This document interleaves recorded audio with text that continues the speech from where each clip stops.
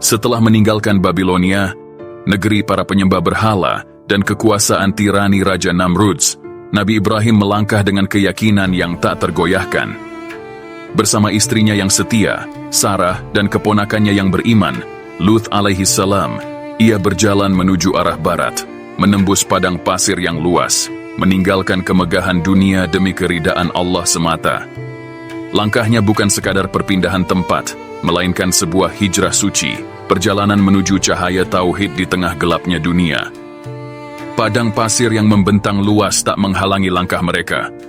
Hamparan tanah kering dan bukit pasir menjulang di kejauhan, sementara panas matahari membakar kulit di siang hari, dan angin malam yang dingin menusuk tulang di waktu gelap.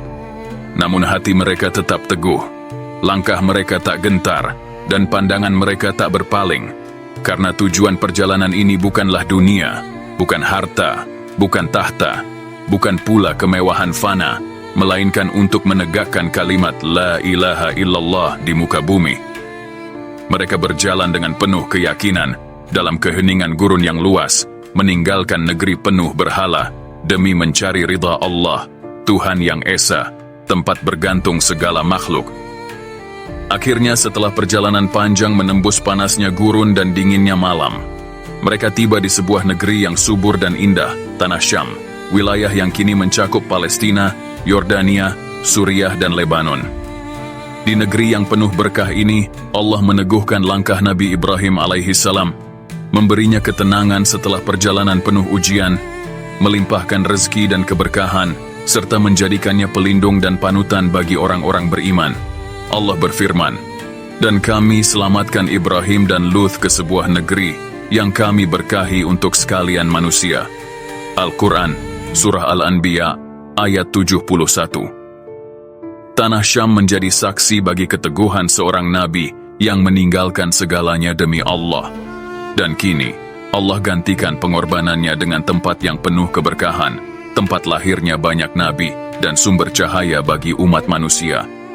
Di tanah yang diberkahi itu, Nabi Ibrahim menyeru manusia kepada tauhid, mendirikan tempat ibadah, menegakkan keadilan, dan mengajarkan kebenaran di tengah masyarakat yang masih tenggelam dalam kesyirikan. Sementara itu, Nabi Lut alaihi salam diutus Allah untuk berdakwah kepada kaumnya di wilayah Sodom dan Gomorrah, di sekitar lembah Yordan. Namun kaum Nabi Lut justru melampaui batas, melakukan perbuatan keji yang belum pernah dilakukan manusia sebelumnya. Meski ditentang dan diancam, Nabi Lut tetap sabar dan teguh dalam menyeru kaumnya, sebagaimana pamannya Nabi Ibrahim alaihissalam yang dahulu tak gentar menghadapi Namrudz. Maka di Tanah Syam inilah dua sosok mulia menegakkan risalah tauhid, Nabi Ibrahim alaihissalam, sang bapa para nabi, dan Nabi Lut alaihissalam, sang pejuang kesucian dan keadilan. Dua utusan Allah yang diikat oleh iman dan perjuangan, menegakkan kebenaran di tengah gelapnya kemaksiatan. Namun tak lama berselang, Tanah Syam dilanda kekeringan yang panjang. Hujan tak kunjung turun, sungai-sungai mengering, dan ladang-ladang menjadi gersang.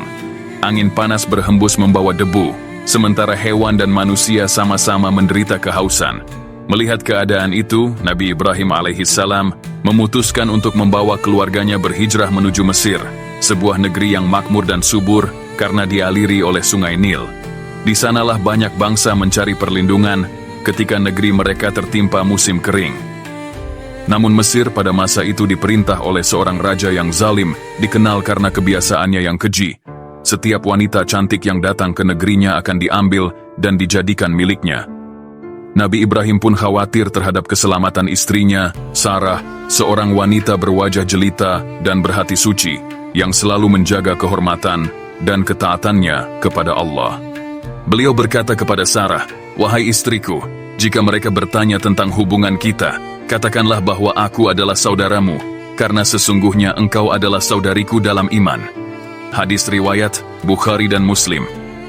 Ketika mereka memasuki negeri Mesir, berita tentang kecantikan Sarah segera sampai ke telinga sang raja. Kabar itu membuat sang raja penasaran dan berkeinginan untuk melihatnya sendiri. Maka Sarah pun dipanggil ke istana. Namun ketika raja itu hendak mendekatinya, tubuhnya tiba-tiba kaku, tak dapat bergerak sama sekali. Wajahnya pucat, nafasnya tersengal, dan ketakutan mulai menguasai dirinya. Sarah, dengan hati yang tulus, menengadahkan tangannya dan berdoa, "Ya Allah, jika aku menjaga kehormatanku demi Engkau, maka lindungilah aku dari orang zalim ini." Maka Allah segera mengabulkan doanya. Raja itu seketika lumpuh dan tak berdaya. Ia memohon kepada Sarah agar berdoa kepada Tuhannya untuk menyembuhkannya. Sarah pun berdoa, dan Allah mengembalikan kekuatannya. Namun, keserakahan membuat raja itu mencoba lagi untuk mendekatinya. Dan sekali lagi, Allah menimpakan hal yang sama. Tubuhnya kaku, tak dapat bergerak. Barulah ia sadar bahwa wanita di hadapannya bukan wanita biasa, melainkan seorang yang berada dalam penjagaan Tuhan yang Maha Perkasa. Dengan rasa takut dan hormat, raja itu berkata kepada pengawalnya, "Bebaskan wanita ini. Ia bukan manusia biasa. Berikan kepadanya seorang hamba perempuan sebagai hadiah." Maka diberikanlah kepada Sarah seorang hamba wanita bernama Hagar, seorang wanita saleha yang kelak memainkan peran besar dalam perjalanan sejarah kenabian. Setelah peristiwa itu, Nabi Ibrahim alaihissalam dan Sarah kembali ke tanah Syam bersama Hajar. Namun waktu terus berjalan, dan Sarah belum juga dikaruniai anak. Dengan hati yang penuh cinta dan keikhlasan, Sarah berkata kepada suaminya, "Wahai suamiku, aku belum juga diberi keturunan. Ambillah Hajar, agar engkau dapat memiliki anak darinya." Ucapan itu lahir dari ketulusan seorang istri soleha, yang lebih mengutamakan keridaan Allah dan kebahagiaan suaminya daripada keinginan pribadinya sendiri. Dan dengan izin Allah, lahirlah seorang bayi laki-laki yang kelak menjadi bagian dari garis para nabi, Ismail alaihissalam. Tangis pertamanya menggema di tengah perjalanan dakwah sang ayah, menjadi tanda hadirnya cahaya kenabian yang kini mengalir ke arah selatan, menuju tanah Arab yang tandus, namun penuh berkah. Ia bukan sekadar seorang anak, melainkan anugerah besar, penyambung risalah, dan bukti kasih sayang Allah kepada hamba yang sabar dan taat, Nabi Ibrahim alaihissalam. Namun tak lama setelah kelahirannya, datanglah perintah Allah yang amat berat, sebuah ujian yang mengguncang hati seorang ayah dan suami yang penuh kasih. Allah memerintahkan Nabi Ibrahim untuk meninggalkan Hajar dan bayi kecilnya, Ismail, di sebuah lembah sunyi dan gersang, lembah yang kelak dikenal dengan nama Makkah. Di tempat itu, tak ada air, tak ada pepohonan, dan belum ada satu pun manusia yang tinggal. Lembah itu sunyi, tandus, dan gersang, seolah tak layak dihuni oleh kehidupan. Namun Nabi Ibrahim alaihissalam, yang hatinya hanya terpaut kepada Allah, tetap melangkah dengan penuh keyakinan. Tak ada keraguan dalam dirinya, karena ia tahu setiap perintah Allah selalu mengandung hikmah yang agung, meski belum tampak oleh mata manusia. Dengan hati yang berat namun penuh tawakal, ia meninggalkan istri dan bayinya di lembah sunyi itu, bukan karena tega, tetapi karena yakin bahwa Allah Subhanahu wa Ta'ala tidak akan pernah menyia-nyiakan hamba yang taat kepadanya. Ketika Nabi Ibrahim alaihissalam hendak pergi meninggalkan Hajar dan bayinya di lembah tandus Makkah, Hajar pun mengikutinya dengan langkah tergesa dan hati penuh tanya. Ia berkata, "Wahai Ibrahim, kemana engkau hendak pergi? Apakah engkau akan meninggalkan kami di lembah yang tidak memiliki manusia dan apapun untuk hidup?" Namun Nabi Ibrahim tidak menoleh dan tidak menjawab sepatah kata pun. Hajar terus mengulanginya, hingga akhirnya ia berkata, "Apakah ini perintah Allah kepadamu?" Nabi Ibrahim pun berhenti sejenak, lalu menjawab dengan suara tenang, "Ya." Mendengar itu, Hajar menundukkan kepala dan berkata dengan penuh keyakinan, "Jika demikian, Allah tidak akan menyia-nyiakan kami." Hadis riwayat Al-Bukhari. Kala itu bekal yang dibawanya pun habis. Air di wadah mereka telah kering. Ismail menangis kehausan, tubuh kecilnya meronta di bawah terik matahari padang pasir. Hajar gelisah, namun imannya teguh. Ia tidak menyerah. Dengan langkah cepat ia berlari menuju Bukit Syafa, mencari tanda-tanda manusia, berharap ada air, atau sekadar suara kehidupan. Dari puncak Syafa, ia menatap sekeliling, namun tak terlihat seorang pun. Lalu ia turun, menyeberangi lembah yang tandus, dan mendaki Bukit Marwah dengan napas tersengal, hatinya bergetar di antara harap dan cemas. Ia memandang ke arah bayinya, tak ada pertolongan yang tampak. Maka ia kembali berlari, dari Syafa ke Marwah, dari Marwah ke Syafa. 7 kali ia ulangi langkah itu, antara harapan seorang ibu dan ketundukan kepada Allah. Dan di saat itulah, di ujung kelelahan dan doa, Allah mengutus malaikat Jibril alaihi salam. Jibril menghentakkan tumit, atau dengan sayapnya, ke tanah di sisi Nabi Ismail, dan seketika muncullah air jernih yang memancar deras. Air itu terus mengalir.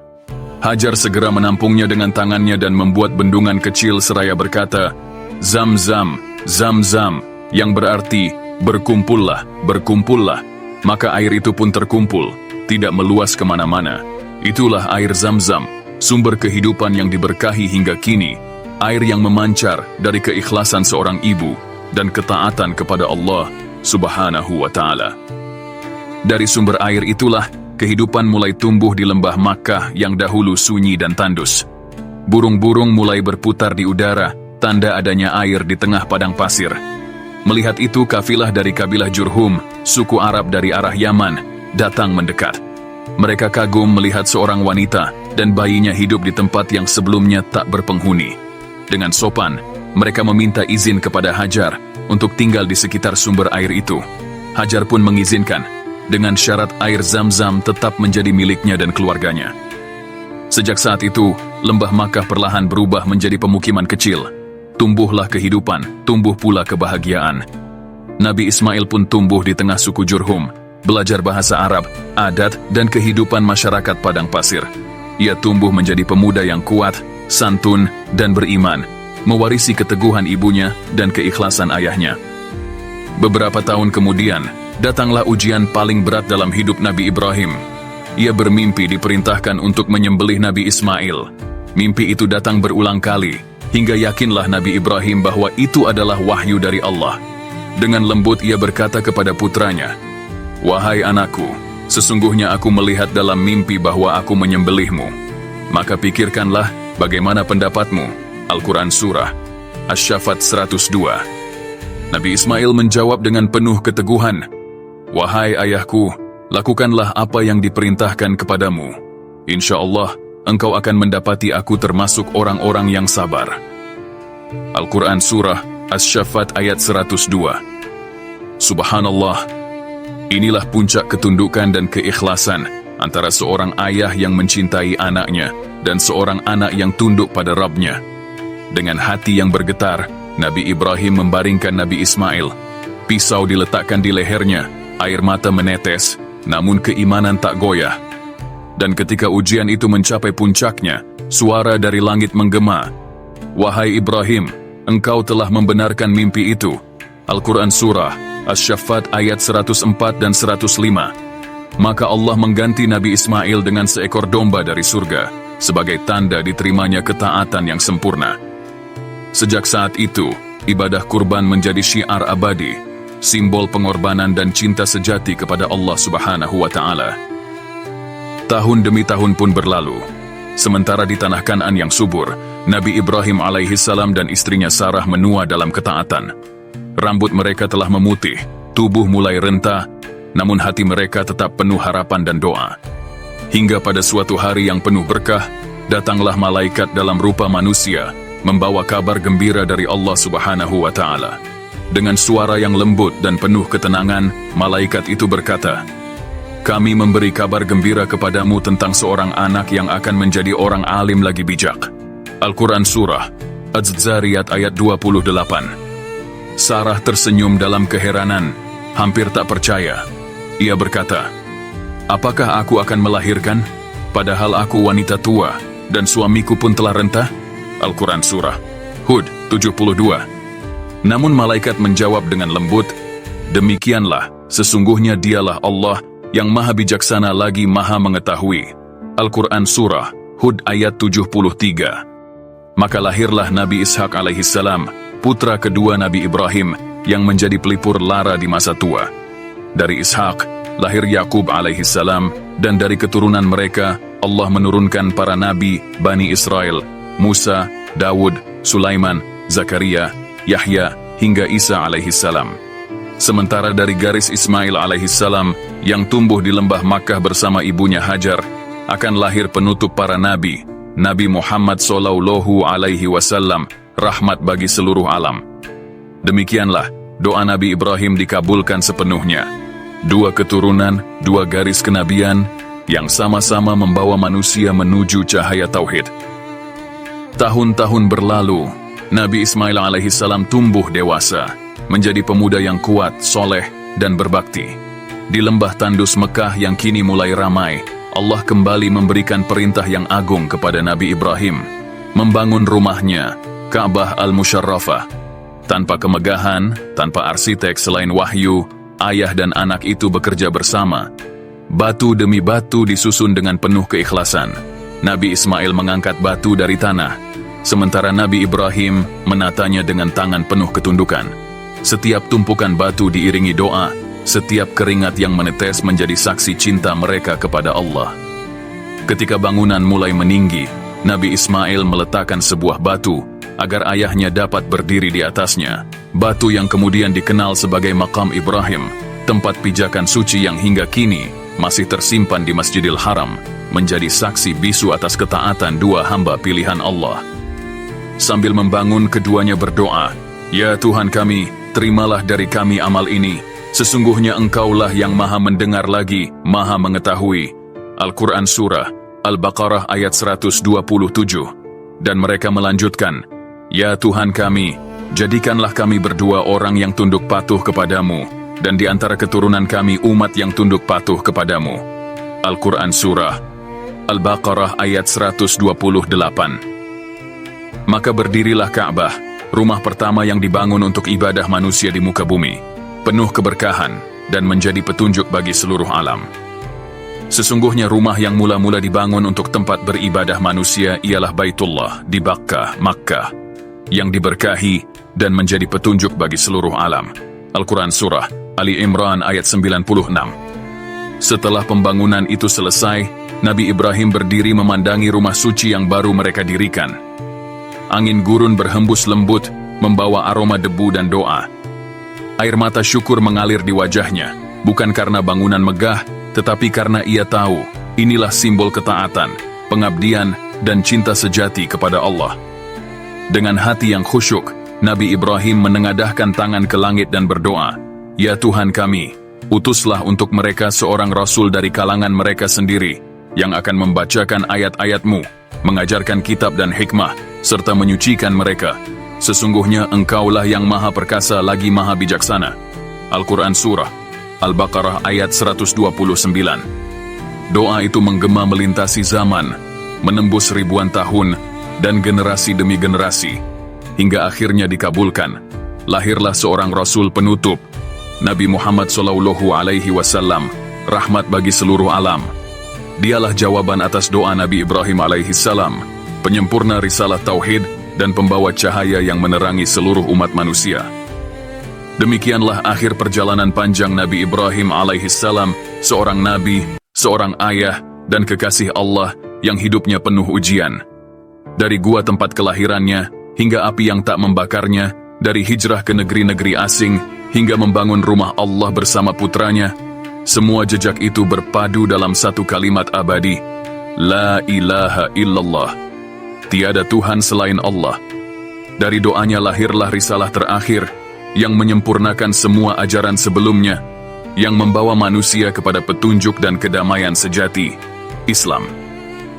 Dan begitulah kisah sang Khalilullah, yang hidupnya adalah perjalanan tauhid, dan warisannya tetap hidup dalam setiap sujud, terdengar dalam setiap adzan, dan terpahat dalam setiap hati yang beriman kepada Allah Subhanahu wa Ta'ala.